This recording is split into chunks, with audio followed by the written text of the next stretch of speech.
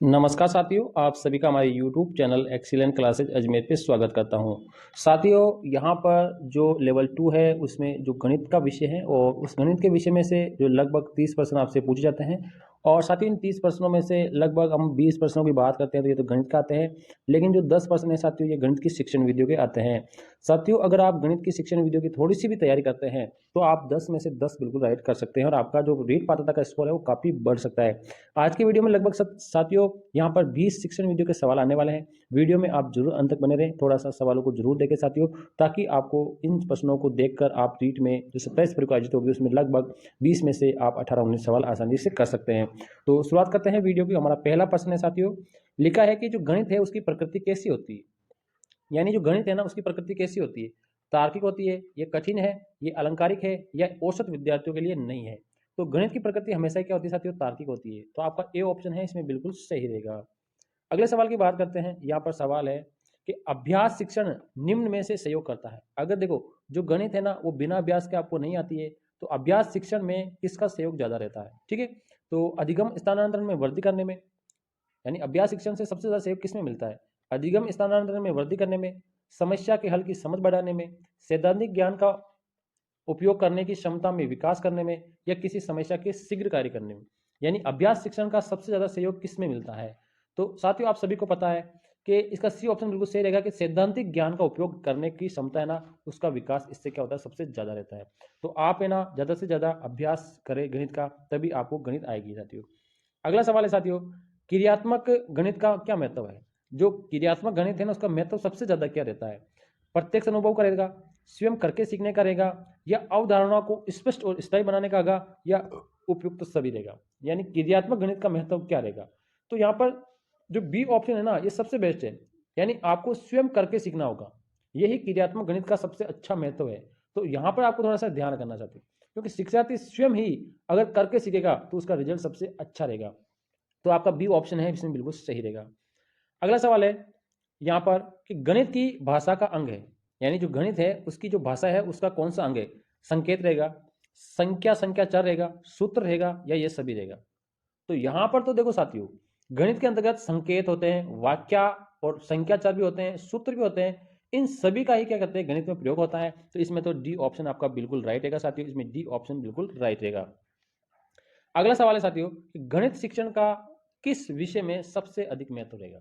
यानी गणित का किस विषय में महत्व है, समुदाय में, विज्ञान में, सिद्धांत और तर्क में, या इन सभी में।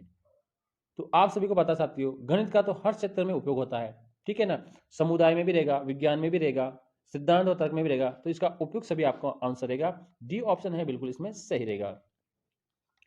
अगला सवाल है, अंकगणित शिक्षण की उपयुक्त विधि कौन सी है। यानी अगर आप कक्षा में अंकगणित पढ़ा रहे हैं तो अंकगणित पढ़ाने के लिए सबसे बेस्ट विधि कौन सी है, प्रोजेक्ट विधि रहेगी, प्रदर्शन विधि रहेगी, विश्लेषण विधि रहेगी, इनमें से कोई नहीं। तो गणित अंकगणित शिक्षण अगर करवा रहे हैं सबसे जो उपयुक्त विधि आपकी विश्लेषण विधि रहेगी। विश्लेषण विधि ही सबसे बेस्ट रहेगी, क्योंकि विश्लेषण विधि के द्वारा हम क्या करते हैं, जो भी कथन होते हैं उन कथनों का वांछित उत्तर प्राप्त करने के लिए हम क्या करते हैं, आंकड़ों और जानकारी का ज्ञान प्राप्त करते हैं। तो विश्लेषण करते हैं, तो आपका सी ऑप्शन है इसमें बिल्कुल सही रहेगा। अगला सवाल है, एक अध्यापक एक अध्यापक कक्षा शिक्षण में किस उद्देश्य को प्राप्त करता है, ज्ञानात्मक, भावात्मक, मन स्थलात्मक, या ये सभी। यानी एक अध्यापक कक्षा शिक्षण के दौरान किस उद्देश्य को क्या करता है, प्राप्त करता है साथियों। तो एक अध्यापक कक्षा शिक्षण में ज्ञानात्मक को भी प्राप्त करता है, भावात्मक को भी प्राप्त करता है, या मनस्थलात्मक को भी, या सभी। इन सभी का क्या करता है, वो उद्देश्य प्राप्त करने के लिए यूज करता है। ये बिल्कुल आपका राइट आंसर रहेगा, डी ऑप्शन। अगला सवाल है, निदानात्मक परीक्षण का महत्व क्या है। यानी जो निदानात्मक परीक्षण होता है, उपचारात्मक होता है, निदानात्मक भी होता है। तो निदानात्मक परीक्षण है उसका सबसे महत्व क्या है, शिक्षण में रहता है, परामर्शन और निर्देशन में रहता है, या उपचारात्मक शिक्षण की व्यवस्था में रहता है, या उपरोक्त सभी में रहेगा।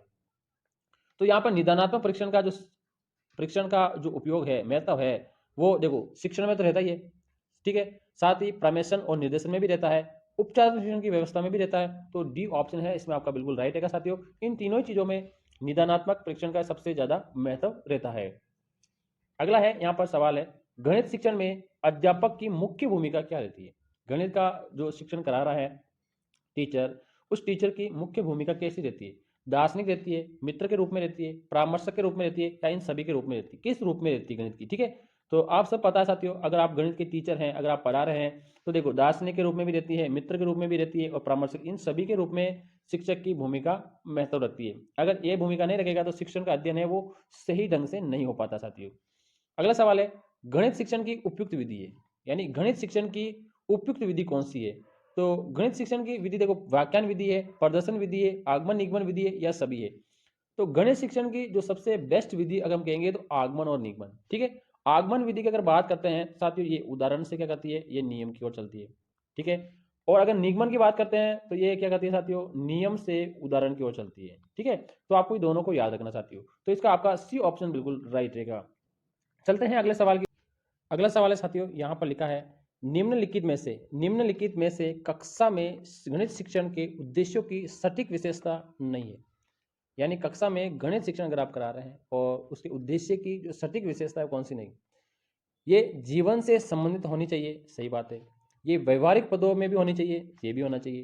परीक्षण योग्य होना चाहिए, ये भी होना चाहिए। विशिष्ट होना चाहिए, विशिष्ट नहीं होनी चाहिए, ठीक है। ये सटीक विशेषता नहीं, बाकी ये तीनों है, इसकी बिल्कुल सटीक विशेषता है गणित शिक्षण की। गणित शिक्षण के जो भी उद्देश्य हैं उनकी सटीक विशेषता तीनों रहेगी, विशिष्ट होने चाहिए, ये इसका ऑप्शन बिल्कुल गलत रहेगा। अगले सवाल की तरफ चलते हैं। यहाँ पर लिखा है साथियों, बड़ा इंटरेस्टिंग सवाल है, यदि एक विद्यार्थी अलग अलग परीक्षकों से गणित के परीक्षण में 80 में से 42 अंक समान रूप से प्राप्त करता है, तब यह परीक्षण की निम्न में से कौन सी विशेषता है? साथियों, एक विद्यार्थी है, ठीक है, उस विद्यार्थी ने कोई भी टेस्ट दिया है, लेकिन उसकी अलग अलग परीक्षक क्या करते हैं, जांच कर रहे हैं, लेकिन हर बार है ना 80 में से 42 अंक ही प्राप्त कर रहा है, यानी समान अंक ही वो प्राप्त कर रहा है। तो वो जो परीक्षण है ना वो कैसा होगा? वस्तुनिष्ठ होगा, वैध होगा, विश्वसनीयता होगा, या साध्यता होगा? कौन सा रहेगा साथियों? तो अगर एक विद्यार्थी है, उसने जो टेस्ट दिया है, उसके जो नंबर आ रहे हैं 80 में से 42, किसी से भी आप जचवाओ, सेम अगर वही आ रहा है, तो वो हमेशा ही क्या होती है, वस्तुनिष्ठ होती है, और उसके अंकों में कभी बदलाव नहीं आएगा, आप किसी से भी जचवा सकते हैं, वो वस्तुनिष्ठ रहता है साथियों। अगला है साथियों, निम्नलिखित में से वस्तुनिष्ठ प्रकार के जो प्रश्न है उसकी क्या सीमा रहती है? उसकी क्या सीमा है? अनुमान लगाना, निर्माण में कठिनाई, जटिल प्रक्रियाओं को ने माप रख सकना, या उपरोक्त सभी? कौन से ऑप्शन इसमें बिल्कुल सही रहेगा साथियों? तो यहां पर आपका देखो, अनुमान लगाना होता है, निर्माण में सबसे ज्यादा कठिनाई देखने को मिलती है, जटिल प्रक्रियाओं को ने माप सकना, ये इसमें प्रॉब्लम रहती है, तो ये आपका डी ऑप्शन है बिल्कुल राइट रहेगा। ये तीनों ही जो समस्या है, ये वस्तुनिष्ठ प्रकार के प्रश्नों की क्या होती है, लिमिट्स होती है साथियों, तो आपका ये ऑप्शन बिल्कुल सही रहेगा, डी ऑप्शन। अगला है साथियों, यहाँ पे लिखा है, निम्नलिखित में से कौन सी शिक्षण विधि को औपचारिक कक्षा व्यवस्था में प्रयोग करना कठिन है? यानी ऐसी कौन सी शिक्षण विधि है उसको औपचारिक कक्षा व्यवस्था में, औपचारिक जो कक्षा व्यवस्था है उसमें प्रयोग करना है ना, वो सबसे ज्यादा कठिन होता है? आगमनात्मक, निगमनात्मक, प्रयोजना, या विश्लेषणात्मक? किसका प्रयोग करना सबसे कठिन रहता है साथियों? तो इसमें सी ऑप्शन रहेगा, प्रयोजना जो विधि है उसका शिक्षण औपचारिक कक्षा में प्रयोग हम नहीं कर सकते हैं साथियों। बाकी औपचारिक कक्षा शिक्षण में हम बात करते हैं तो आगमनात्मक विधि का कर सकते हैं, निगमनात्मक विधि कर सकते हैं, विश्लेषण विधि, प्रायोजना विधि का गणित शिक्षण से कोई लेना देना नहीं रहता साथियों, तो सी ऑप्शन इसमें बिल्कुल सही रहेगा। अगला सवाल है साथियों, निम्नलिखित में से गणित की भाषा कैसी होती है?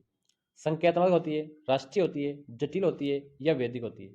तो आपको पता साथियों, गणित तो संकेतों से चलती है, तो इसकी जो भाषा है वो हमेशा क्या होती है, संख्यात्मक होती है। जैसे ये चिन्ह है, ये प्लस का चिन्ह है, ये गुणा का चिन्ह है, ठीक है, यहाँ पर ये माइनस का चिन्ह है, इस तरह के संकेतों से ही चलती है साथियों।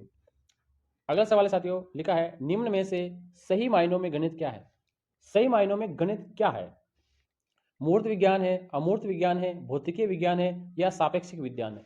तो सही मायनों में अगर गणित की बात करते हैं तो ये एक मूर्त विज्ञान है। क्या है? एक मूर्त विज्ञान है साथियों। ए ऑप्शन इसमें बिल्कुल राइट रहेगा, क्योंकि इसमें प्रत्येक समस्या को प्रायोगिक या वास्तविक रूप से दर्शाना बहुत कठिन माना जाता है, इसलिए क्या है, मूर्त विज्ञान है। अगला सवाल है साथियों, गणित की तार्किकता की जो विशेषता है निम्नलिखित में से कौन सी नहीं है? यानी गणित की तार्किकता की विशेषता कौन सी नहीं है? शुद्धता, परिमाण की निश्चितता, मौलिकता, या विषय कठिनता? यानी गणित की तार्किकता की विशेषता कौन सी इसमें से नहीं रहेगी? तो जो मौलिकता है ना, ये गणित की तार्किकता से कोई भी लेना देना इसका नहीं रहता साथियों। मौलिकता गणित की तार्किकता की विशेषता इसमें नहीं मानी जाती है। आपका इसमें सी ऑप्शन बिल्कुल सही रहेगा। अगला सवाल है यहाँ पे, निम्नलिखित में से विद्यालय के विद्यार्थियों के लिए गणित में मौखिक कार्य की सर्वाधिक महत्वपूर्ण विशेषता क्या है? यानी गणित में मौखिक कार्य की सर्वाधिक महत्वपूर्ण विशेषता इसमें कौन सी रहेगी? ठीक है, ये मानसिक क्रियाओं का विकास करता है, ये समय बचाता है, ठीक है। तो इसका पहला ऑप्शन बिल्कुल शायद सही रहेगा। मौखिक कार्य की सर्वाधिक महत्वपूर्ण विशेषता है साथियों, पहला रहेगा कि मानसिक प्रक्रिया का विकास करता है, यानी इससे क्या है, अपना मानसिक विकास बहुत ज़्यादा होता है। अगला सवाल है साथियों, निम्नलिखित में से ऐसा कौन सा सूचना और दूरसंचार तकनीकी उपकरण है जो विशिष्ट तौर पर ग्राफ और ज्यामितीय शिक्षण में सबसे ज़्यादा प्रयोग होता है, यानी ग्राफ में और ज्यामितीय शिक्षण में उसका सबसे ज़्यादा प्रयोग किया जाता है, तो वो कौन सा रहेगा साथियों। तो इसमें देखो, ये जो बी ऑप्शन है ना, स्लाइड प्रोजेक्टर, इस स्लाइड प्रोजेक्टर का ही सबसे ज़्यादा हम प्रयोग करते हैं साथियों। बी ऑप्शन बिल्कुल राइट है। अगर आपको इस तरह का ऑप्शन कभी पूछे तो आपको स्लाइड प्रोजेक्टर ही राइट करना है, ठीक है। ये दूरसंचार तकनीक का ऐसा उपकरण है जो विशेष तौर पर ग्राफ और ज्यामितीय शिक्षण में प्रयोग करता है। तो आपका ये जो स्लाइड प्रोजेक्टर है बिल्कुल राइट आंसर रहेगा। आपको इस ऑप्शन को हमेशा ही चुनना होगा। आज का और अंतिम सवाल है साथियों इस गणित शिक्षण वीडियो का, विद्यालय में ज्यामिति पढ़ाने के लिए संश्लेषणात्मक विधि का प्रयोग है निम्नलिखित में से किसके पश्चात किया जाता है, यानी संश्लेषणात्मक विधि का प्रयोग हम कब करेंगे, आगमन विधि के बाद में, संश्लेषण विधि के बाद में, विश्लेषण विधि के बाद में, या निगमन विधि के बाद। ऐसी कौन सी विधि है उसके बाद में ही हम संश्लेषण विधि का प्रयोग करेंगे, ठीक है।